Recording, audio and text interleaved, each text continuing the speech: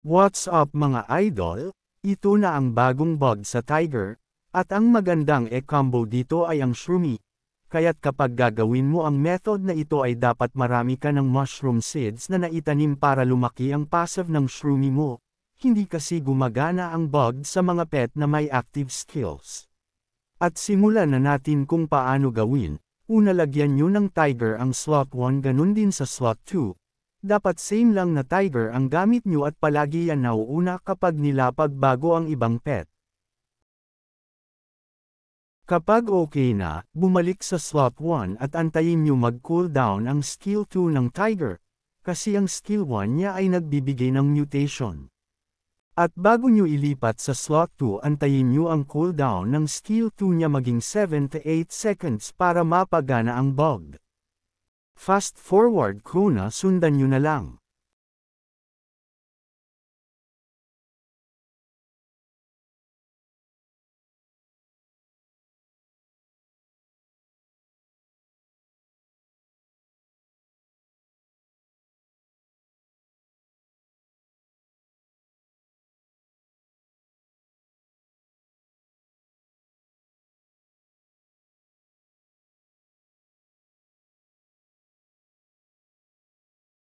Kapag napagana na ang bug, tanggalin nyo na ang Tiger at palitan nyo ng 15 seconds na Echo Frog kung meron kayo. Lagyan nyo na din ng Infinite Sprinkler at yun lang mga idol, sana magawa nyo ng maayos.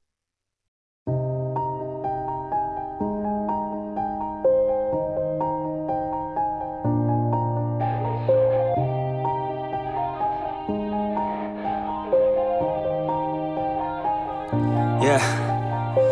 Everybody knows that I'm breaking down. Everybody knows I ain't faking now. Everybody knows my heart's vacant now. Yeah, she hates me now, I made mistakes but now I don't ever wanna be alone. I don't really ever feel at home. On my own, in the zone, that's the only way I know. Feeling low, about to blow back up. I won't ever let the doubt creep in. Gotta pop a couple more aspirin.